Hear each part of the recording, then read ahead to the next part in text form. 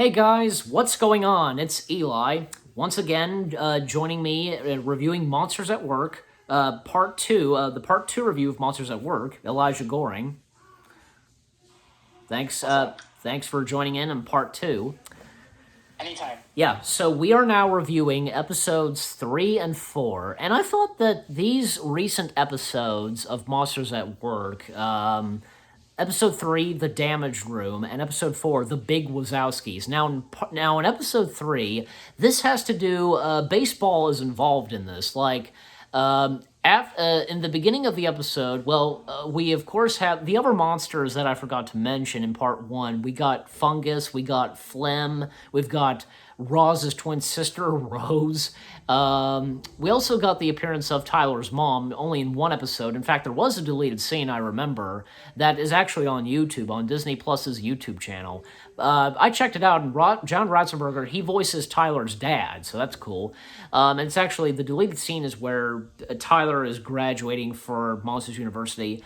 But jumping back to episode 3, Phlegm, because, one of Phlegm's best, kids who laugh as a little, baby girl, and Phlegm has, some allergies and, causes to, sneezes on a wall, and it's, acid or something, and so the Mift have to go in, and they have to repair the damage, and while Mike Wazowski himself has to look after the baby, and a reference and mentioning to Boo, because, Oogly in the Egg Bay, and I like how Tyler, if you remember, I don't know if you remember, but, after Mike said that, Tyler's like, is he speaking French? I don't think so.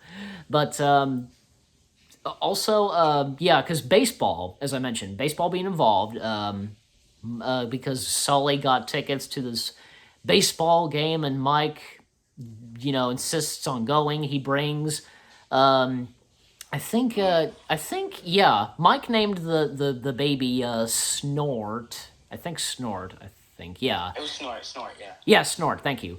So they go, and he disguises Snort, and they go to the baseball game, and there's a little incident when some monster behind them starts an argument with Mike, and during that we also we cut back to the members of Mift and with Tyler, Duncan and Val Little and Tyler. They're in the room, and it turns out because we get Val is trying to tell Tyler that because we find out that they did kind of know each other when they were at Monsters University.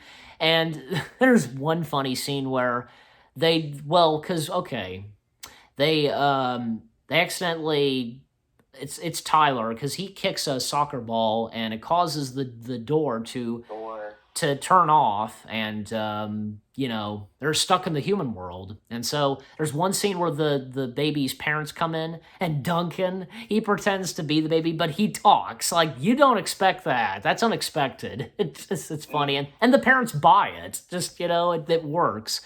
Our baby is gonna be a genius. And I think the dad says it. And so yeah, it's a funny scene, and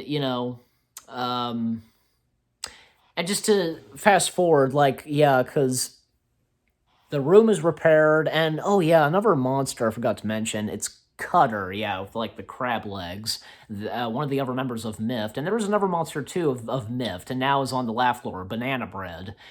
He just has a raspberry voice, voiced by D. Bradley Baker, but Mike sings a song to Snort, and even it was very sweet that Mike also gave Snort the baseball to the baby. But yeah, I thought that episode 3 was pretty good, and I love how the music, the end credits, how in episode 3 it's baseball music. It's pretty good. And what did you think of episode 3? Because of everything I just explained.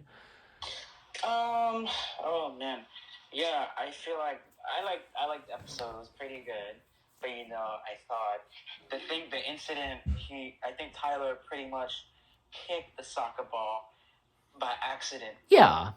Yeah, he kicked the soccer ball by accident, but and causing the door to shut off, and they stuck in the human world, which is Earth, like you said. Right. They can't escape. They can't get out. It's scary, and there's nowhere else to hide. I mean, it's like a dead end for them. And the baseball part, I heard. I remember seeing. I think Sully, which is Mike's best friend. Yeah. Mike's best friend, and basically he invited him to see baseball with his friend, and he can't right now. He decided to take the baby with them, which is like a fake monster. Yeah. It's kind of like it gives me flashbacks to the original Monsters Inc. The little kid. That's Monster world. That's exactly what like it is. Disaster, and ends up like a terrifying situation. And and the baseball part, like Mike pretty much has a problem with this guy just screaming and just shouting the team name. And Mike has an issue about the guy told him to be quiet or shut up recently. Right. The guy pretty much get on his nerves. Exactly. He gets so upset, and Mike's about to fight him, and then all of a sudden there's a home run. The baseballs hit him. Three baseballs pretty much impacted the big monster, and he just fall asleep or he knocked out. I'm like, oh my god. I didn't expect that to happen, and I thought Mike punched him in the face. Yeah. If that monster was all right or he's alive, he could have punched Michael like for like a big bruise in his eye. Yeah. Like a one-time thing, and that's straight up crazy. Not crazy. That's straight up messed up. But I thought he was punching the guy, but I was like, I cannot believe what I just saw. Oh my god. Mike is something else. And they left the baseball and they bring the baby home after the incident of the door gets stuck or turned off, and one of the crews pretty much turn on the door, and the monsters left that human world, the baby's room. I pretty much can't bring the baby to her crib. Exactly. And give her the baseball as a toy. I would say it's not like a dog toy, but as a toy. Yeah. You sing to that little girl. I put you back sweet, where you came from.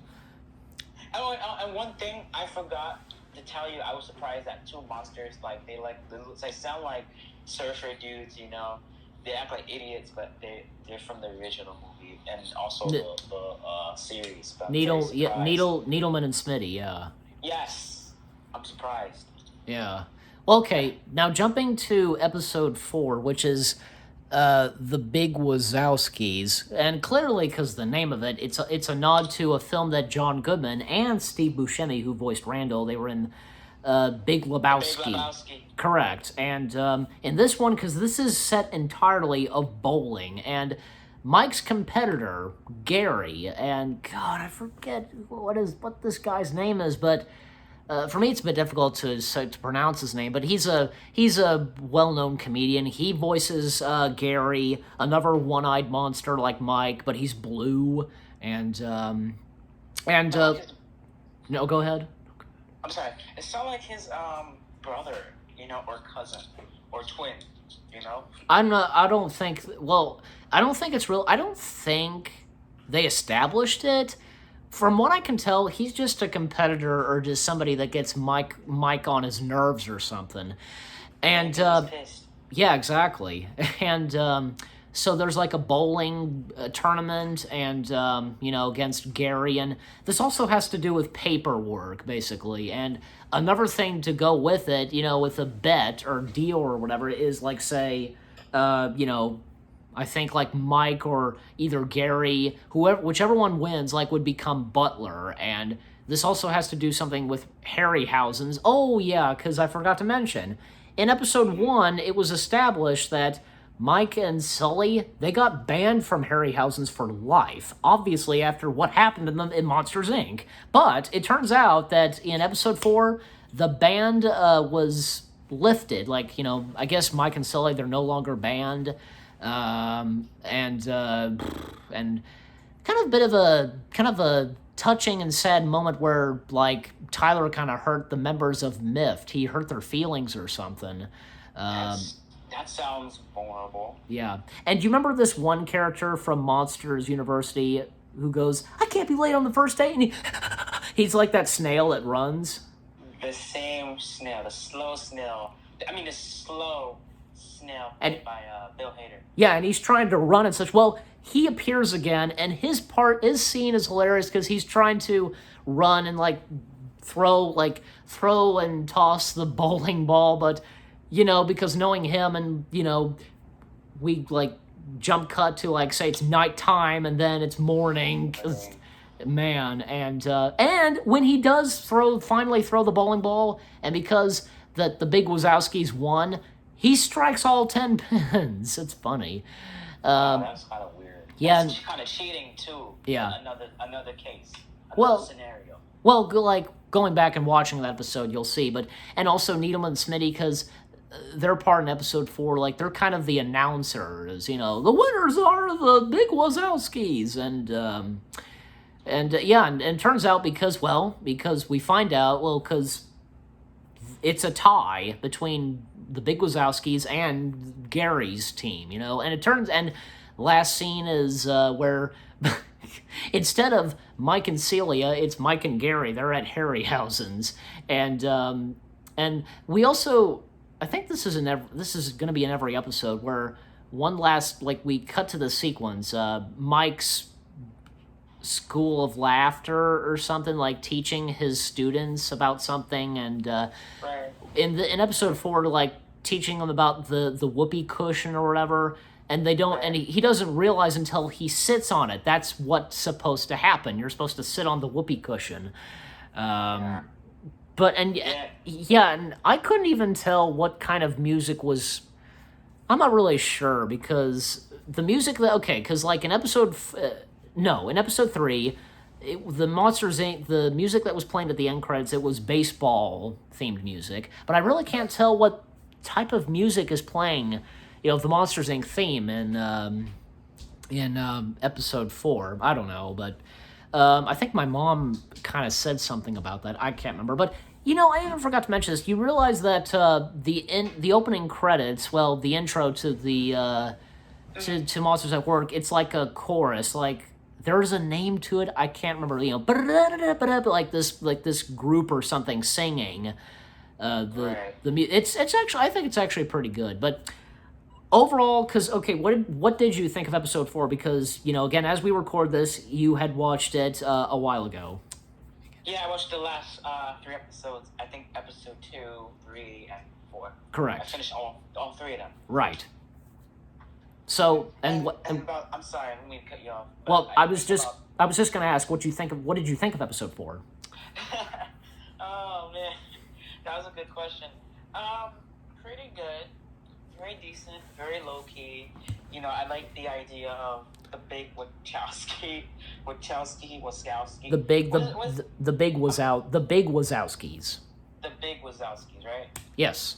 All right, thank you for correcting me. The big Wazowskis.